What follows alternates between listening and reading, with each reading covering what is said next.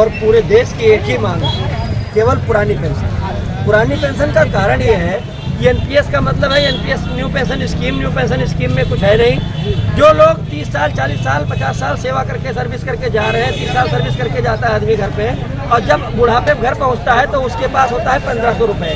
रोगों बीमारियों की जड़ होती है, बच्चों की पढ़ाई होती है, बेटियों की शादी होती है, हर समस्या का मतलब जो प्रॉब्लम आती है वो हमारे 50 एज के बाद आती है। और उसी की लड़ाई, उसी के हक की लड़ाई के लिए आज पूरा देश पुरानी पेंशन की मांग कर रहा है। आज माननीय विजय कुमार बंधु जी के आह्वान पर आज रणथार ओपीएस किया गया। इसके पहले 1 अक्टूबर 2023 को दिल्ली में लाखों लाख आदमी इकट्ठा हुए, लेकिन फिर भी सरकार की जो है नीतियों ने, सरकार के गोदी मीडिया ने कोई भी जो है समाज में ये बात पहुंचाने का काम नहीं किया। सबसे बड़ी बात यह है कि आपका विशेष धन्यवाद है कि आपने ये साहस किया और आप यहाँ उपलब्ध हुए, उपस्थित हुए कि हम ये समाचार, ये बात, ये जनमानस हम दिखाएंगे ताकि लोग ये समझ सके, ताकि हमारी जनता समझ सके, हमारे गांव भर के लोग समझ सके कि समस्या की जड़ कहाँ है।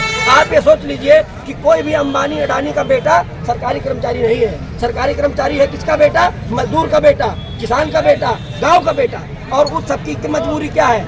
भाई हम नौकरी करते हैं, हमारा 2 भाई घर पे है, हमारे पिताजी घर पे है, और हम अपने 30,000 की सैलरी में अपने बीवी बच्चों को पाल सकते हैं। और जब घर पहुंचेंगे और 1500 रुपये हमारी पेंशन होगी तो स्थिति हमारी क्या होगी? मतलब यो सरकार में एक दिन कोई प्रधानमंत्री बन जाएगा या एक दिन कोई नेता बन जाएगा, विधायक बन जाएगा, सांसद बन जाएगा तो सारी पेंशन लेगा। मतलब उसके लिए अर्थव्यवस्था नहीं डगमगाएगी।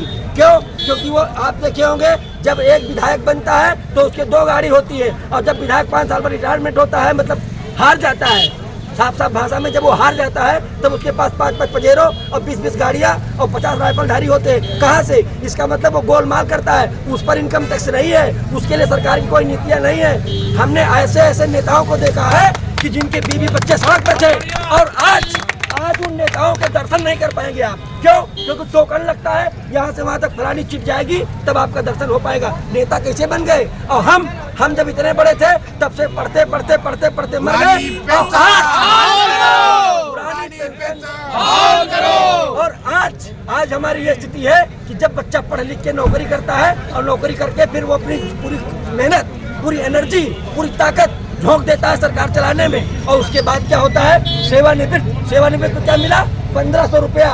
उस 1500 रुपये में आज तो चाय मिल जा रही है, उस समय चाय भी हम लोगों को नहीं मिलेगी। और मैं आपको हकीकत बता दूं, मेरे पिताजी पेंशन पाते हैं, पुरानी पेंशन, तो हमारे घर की सारी बहुएं, हमारी पत्नी सहित, मम्मी क्या हाल है, पापा क्या हाल है। और मैं ऐसा सोचता हूँ कि जिस दिन मुझे पेंशन नहीं मिलेगी तो हमारा बेटा हमको पूछेगा ही नहीं। ये स्थिति हमारी नहीं है, ये आपकी है, हम सबकी है, और पूरे भारत की है।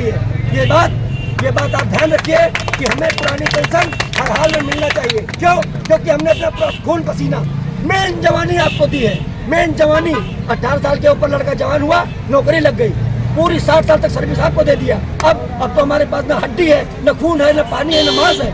फिर जब हम घर पहुँचेंगे तो हम न चल पाएंगे, न फिर पाएंगे, न उठ पाएंगे, और जेब में क्या होगा? 1500 रुपये। उस 1500 रुपये से हमारे घुटने काम नहीं कर रहे होंगे तो हमारा बच्चा क्या कहेगा? तुम जाओ जाके मरो, जाके हमसे क्या लेना देना?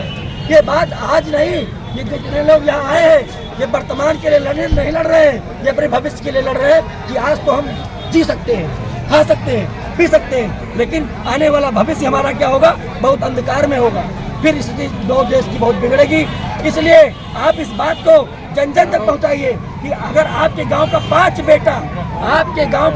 बेटा अगर सरकारी नौकरी करता है तो आप पूरा गांव संगठित हो, और पूरे गांव में एक साथ इकट्ठे हो सब लोग और कहें कि हमारे बच्चों को पुरानी पेंशन मिलनी चाहिए। पुरानी पेंशन बहाल करो, पुरानी पेंशन बहाल करो। देखते रहिए।